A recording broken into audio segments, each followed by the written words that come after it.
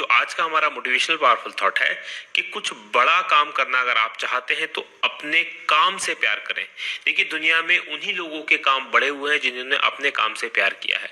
जो अपने काम से प्यार करते हैं, जो अपने चीज को मानते हैं, वो कभी भी छोटा काम नहीं करते। उनका काम कभी एक्चुअल में तो उन्हें काम लगता ही नहीं, वो तो उन्हें एक मजे की तरह लगता है, एक फन की तरह लगता है। तो आप भी चाहते हैं आपसे आपका काम आपको प्यारा लगे और आपका काम बड़ा हो, तो आपको अपने काम से प्यार करना पड़ेगा। इसी थॉट के साथ आगे बढ़ेंगे, बात करेंगे क्विक रिवीजन कल के पढ़ाई करंट अफेयर के प्रश्नों का। पहला प्रश्न है कि किस पूर्व राष्ट्रपति का 84 साल की उम्र में निधन हो गया है, और इनका नाम है प्रणब मुखर्जी। और कल गलती से स्लिप टॉप टंग होके और टाइप एरर होने के कारण आपको बता दिया था 31 अक्टूबर, ये 31 अगस्त है। हालांकि आप सभी को पता था, कुछ लोगों ने कमेंट्स करके बताया, तो जो सभी लोग थे उनका धन्यवाद कमेंट करके सही करने के लिए। और दूसरा प्रश्न है, भारतीय रेल ने कब तक अपनी सारी ऊर्जा उपभोग आवश्यकताओं की पूर्ति के लिए सौर ऊर्जा उत्पादित करने का लक्ष्य रखा है, और ये 2030 का लक्ष्य भारतीय रेलवे ने रखा है। तीसरा प्रश्न है कि मुस्तफा अदीब किस देश के नए प्रधानमंत्री बनेंगे, ये लेबनान के नए प्रधानमंत्री होंगे। चौथा प्रश्न है कि पहली तिमाही में भारत की जीडीपी कितने प्रतिशत घट गई है, तो पहली तिमाही में भारत की जीडीपी 23.9% घट गई है। पांचवा प्रश्न है कि ओणम त्योहार किस प्रदेश में मनाया जाता है, तो ये केरल में मनाया जाता है। और छठवां प्रश्न है कि राष्ट्रीय लोक वित्त एवं नीति संस्थान यानी कि NIPFP इसका निदेशक के रूप में किन्हें नियुक्त किया गया है, तो ये बनाए गए हैं पिनाकी चक्रवर्ती। सातवां प्रश्न है कि किस राज्य में 31 अक्टूबर 2020 से सी प्लेन सेवा शुरू होगी, और ये गुजरात में होगी। वहीं आठवां प्रश्न है कि किस राज्य में मेजर ध्यानचंद विजय पथ योजना का शुभारंभ किया गया है, ये उत्तर प्रदेश में किया गया है। नवा प्रश्न है कि टूर डी फ्रांस प्रतियोगिता में किसने जीत दर्ज की है, तो ये अलेक्जेंडर क्रिस्टोफ है। और 10वां प्रश्न है कि भारत के किस पूर्व एथलेटिक्स कोच का निधन हो गया जिन्हें द्रोणाचार्य पुरस्कार 2020 दिया जाना था, और ये पुरस्कार दिए जाने के कुछ घंटे पहले इनका निधन हो गया, तो इनका नाम था पुरुषोत्तम राय। ये थे हमारे कल के पढ़े गए करंट अफेयर के प्रश्नों का क्विक रिवीजन। आगे बढ़ेंगे, आज के प्रश्नों की बात करेंगे। और आज के करंट अफेयर का पहला प्रश्न है कि किसने चुनाव आयुक्त के रूप में पदभार ग्रहण किया है, तो चुनाव आयुक्त के रूप में पदभार ग्रहण किया है राजीव कुमार जी ने, यानी कि बी ऑप्शन प्रश्न का सही उत्तर है। डिटेल लिख लीजिए क्या है, तो राजीव कुमार ये बन गए हैं भारत के नए चुनाव आयुक्त। ईसी के रूप में इन्होंने अपने पदभार को ग्रहण कर लिया, और 1984 बैच के बिहार राज्य कैडर के ये IAS अधिकारी हैं, और इन्होंने स्थान लिया है अशोक लवासा का। ये अशोक लवासा वही है जिन्होंने अपने पद से इस्तीफा दे दिया था, क्योंकि वो ADB के उपाध्यक्ष बना दिए गए थे। अब बात करेंगे भारतीय चुनाव आयोग की, तो इसकी स्थापना हुई थी 25 जनवरी 1950 को, तो ये आपको याद रखना है, यानी 26 जनवरी से एक दिन पहले। अनुच्छेद, जो संविधान का अनुच्छेद है 324, उसमें चुनाव आयोग की या निर्वाचन आयोग की व्यवस्था की गई है, और इसका काम होता है राष्ट्रपति, उपराष्ट्रपति, संसद और राज्य विधानसभाओं के चुनाव को करवाना। आगे बढ़ेंगे, बात दूसरे प्रश्न की करेंगे कि किसने भारतीय नौसेना के चीफ ऑफ मटेरियल का पदभार संभाला है, तो चीफ ऑफ मटेरियल का जो पदभार संभाला है नौसेना में, वाइस एडमिरल SR शर्मा, यानी कि ए ऑप्शन प्रश्न का सही उत्तर है। डिटेल लिख लीजिए क्या है, तो वाइस एडमिरल SR शर्मा ये बनाए गए हैं भारतीय नौसेना के चीफ ऑफ मटेरियल। तो ये पदभार भी इन्होंने ग्रहण कर लिया, और 3.5 दशक यानी करीब 35 साल के इनका जो कार्यकाल है, उसमें एडमिरल शर्मा ने भारतीय नौसेना के अलग अलग क्षमताओं वाले जो नौसेना पोत हैं उन पर अपनी सेवाएं दी हैं। इन पोतों के नाम सुन लीजिए, विंध्यगिरी, राणा, कृष्णा और मैसूर। इसके अलावा इससे पहले फ्लैग ऑफिसर के रूप में ये नौसेना मुख्यालय में मटेरियल यानी कि IT और सिस्टम के सहायक प्रमुख के रूप में सेवा कर रहे थे। आगे बढ़ेंगे, बात भारतीय नौसेना की करेंगे, तो इसकी स्थापना हुई थी 1612 में। आदर्श वाक्य क्या है, आदर्श वाक्य श्रम नो वर्णः, और नौसेना दिवस 4 दिसंबर को मनाया जाता है। नौसेना प्रमुख वर्तमान में एडमिरल करमवीर सिंह है। आगे बढ़ेंगे, तीसरे प्रश्न की बात करेंगे कि कौन सा माह पोषण माह के रूप में मनाया जाएगा, तो ये जो महीना चल रहा है सितंबर का, तो सितंबर 2020 को पोषण माह के रूप में मनाया जा रहा है। डिटेल लिख लीजिए क्या है, तो जो केंद्र सरकार है उसके द्वारा जो सितंबर 2020 का महीना है उसको पोषण माह के रूप में मनाने की घोषणा की गई है। और इस माह के दौरान यानी कि पोषण माह के दौरान माय गवर्नमेंट जो पोर्टल है उस पर फूड एंड न्यूट्रिशन क्विज और मीम प्रतियोगिता होती है, इस प्रकार की प्रतियोगिता का आयोजन किया जाएगा। ये मीम है, ये मेमे नहीं है, मीम है। और इससे पहले जो पोषण माह मनाया गया था वो सितंबर 2018 में भी मनाया गया, सितंबर 2019 में भी मनाया गया, और सितंबर 2020 में भी अब मनाया जा रहा है। इसके अलावा देश में एक भारतीय कृषि फंड बनाया जा रहा है, जिससे क्या होगा, हर जिले के अंदर जो फसलें पैदा होती हैं उन फसलों के पोषण मूल्य के बारे में जानकारी रहेगी, ताकि कुपोषण की जो समस्या है भारत में उससे लड़ा जा सके उन फसलों के माध्यम से। आगे बढ़ेंगे, बात चौथे प्रश्न की होगी कि किस देश ने एग्रीओटा ई मार्केट प्लेस लॉन्च किया है। तो एग्रीओटा ई मार्केट प्लेस लॉन्च किया गया संयुक्त अरब अमीरात यानी कि यूएई में। सी ऑप्शन प्रश्न का सही उत्तर है। डिटेल लिख लीजिए क्या है। तो यूएई ने एग्रीओटा ई मार्केट प्लेस लॉन्च किया है और ये एक प्रकार की जो नई तकनीक है, ब्लॉकचेन तकनीक, उस पर आधारित एक एग्री कमोडिटी ट्रेडिंग और सोर्सिंग ई मार्केट है। यानी कि यहाँ पर जो एग्रीकल्चर गुड्स होती हैं, एग्रीकल्चर की जो फसलें वगैरह होती हैं, उनकी ट्रेडिंग की जा सकेगी। इससे क्या होगा, जो भारत के किसान हैं उनको संयुक्त अरब अमीरात में जो खाद्य उद्योग है वहां का, उससे सीधे जुड़ने का अवसर मिलेगा और खाद्य प्रसंस्करण जो कंपनियां भारत की व्यापारी हैं, थोक व्यापारी हैं, वो भी इसमें शामिल होंगे। ये दुबई के free zone Dubai multi commodity centre के द्वारा इसको लॉन्च किया गया है। बात करते हैं अब संयुक्त अरब अमीरात यानी यूएई की। इसकी राजधानी क्या है? तो अबू धाबी इसकी राजधानी है। राष्ट्रपति कौन है? तो खलीफा बिन जायद अल नहयान है और मुद्रा संयुक्त अरब अमीरात दिरहम है। चलिए मैप में मैं आपको अब यूएई लिए चलता हूं। तो जैसा कि आप स्क्रीन पर देख पा रहे हैं, हमारा भारत और हमारे भारत से अगर आपको यूएई जाना है तो मूव करना पड़ेगा आपको पश्चिम में। पश्चिम में आप जाएंगे तो ये अरब देशों में पहुंचेंगे, तो ये सऊदी अरब है रेड कलर का। उसकी बगल में आप देखेंगे तो ये जो येलो कलर का देश आपको दिखाई दे रहा है, यही यूएई है, यानी कि यूनाइटेड अरब अमीरात है। इसकी राजधानी अबू धाबी आप यहाँ पर देख पाएंगे और यहाँ पर एक शहर है दुबई, जहाँ पर दुनिया की सबसे ऊंची बिल्डिंग कौन सी है? जिसका नाम बुर्ज खलीफा है। ये आपको याद रखना है।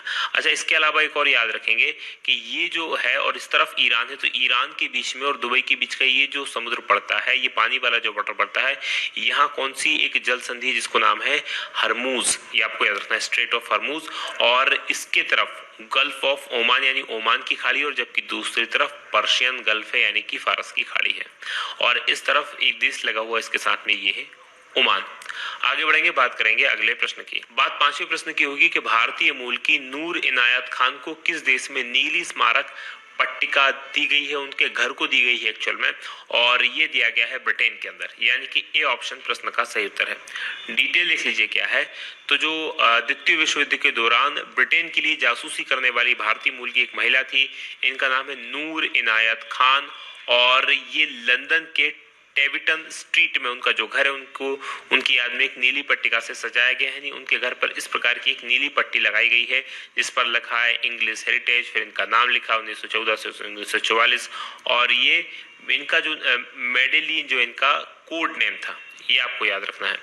अब 1943 में जो फ्रांस में घुसपैठ करने वाली पहली महिला रेडियो ऑपरेटर बनी थी, उनका कोड नेम मेडलिन था, तो इसी के तहत उन्होंने काम किया था, तो ये आपको याद रखना है। राइट, तो लंदन की प्रसिद्ध नीली पट्टिका शहर की इमारतों को जो क्या है, ये ऐतिहासिक व्यक्तियों के साथ जोड़ती है, यानी कि जो ऐतिहासिक व्यक्ति रहे हैं उनके घरों पर, उनके आवासों पर इसी प्रकार की नीली पट्टी लगाई जाती है।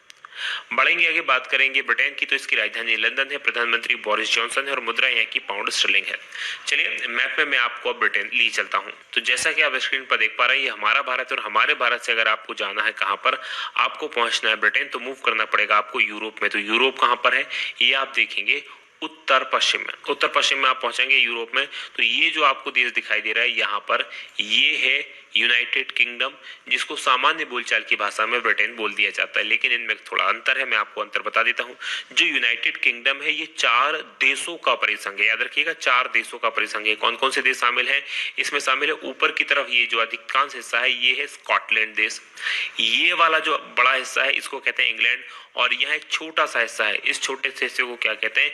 ये हिस्सा कहलाता है वेल्स। ये आपको याद रखना है। राइट, जबकि यहाँ पर ये जो हिस्सा है, ये कहलाता है नॉर्दर्न आयरलैंड या उत्तरी आयरलैंड। तो ये चारों देश मिलकर क्या बनते हैं? एक देश बनाते हैं, जिसको यूनाइटेड किंगडम के नाम से जानते हैं। अब इसमें एक और चीज आप याद रखेंगे, ब्रिटेन क्या है? तो ये जो द्वीप है, ये जो द्वीप है, इस द्वीप का नाम है ब्रिटेन। तो ये भी आप याद रखेंगे। इसके पास में देखेंगे लंदन, यहाँ की राजधानी यूनाइटेड किंगडम की, और नीचे इंग्लिश चैनल है। आपने कई सारे जीके के फैक्ट्स देखे होंगे जिसमें आप बोलते होंगे कि फलाने इंग्लिश चैनल पार किया, तो ये वही इंग्लिश चैनल है जो फ्रांस के बीच में और यूनाइटेड किंगडम के बीच में स्थित है। आगे बढ़ेंगे, बात करेंगे अगले प्रश्न की। अगला प्रश्न आपके सामने छठवां है कि किस संस्थान द्वारा विश्व के सबसे बड़े सोलर पेड़ को विकसित किया गया है? तो विश्व का सबसे बड़ा सोलर पेड़ है जिसको आप यहाँ पर देख पा रहे हैं, और इसको विकसित किया गया है CSIR CMERI के द्वारा, यानी कि डी ऑप्शन प्रश्न का सही उत्तर है। डिटेल लिख लीजिए क्या है। तो CSIR CMERI इसके द्वारा विश्व के सबसे बड़े सोलर पेड़ को विकसित किया गया है और इस पेड़ को लगाया गया है जो पश्चिम बंगाल के अंदर दुर्गापुर है, और दुर्गापुर में CSI CMERI इसकी जो आवासीय कॉलोनी है वहां पर इसको स्थापित किया गया है। जो सौर पेड़ है उसकी जो क्षमता है वो है 11.5 kWp किलोवाट पीक। बात करेंगे सातवें प्रश्न की कि भारत में कहां स्थित inter university centre for astronomy and astrophysics इसने पृथ्वी से 9.3 अरब प्रकाश वर्ष दूर एक आकाशगंगा की खोज की है, और ये जो संस्थान स्थित है पुणे में स्थित है, यानी कि ए ऑप्शन प्रश्न का सही उत्तर है। डिटेल लिख लीजिए क्या है।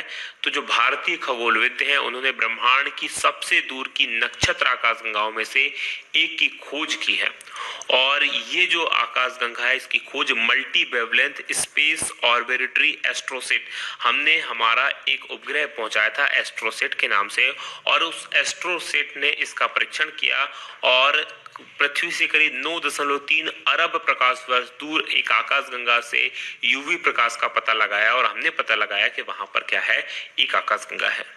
इस आकाशगंगा की खोज की है पुणे स्थित inter university centre for astronomy and astrophysics के डॉक्टर कनक साहा के नेतृत्व की खगोलविदों की टीम है जिसकी इसकी खोज की है, यानी कि एस्ट्रोसेट से डाटा आया था, उस डाटा का यूज करके इसकी खोज की गई है।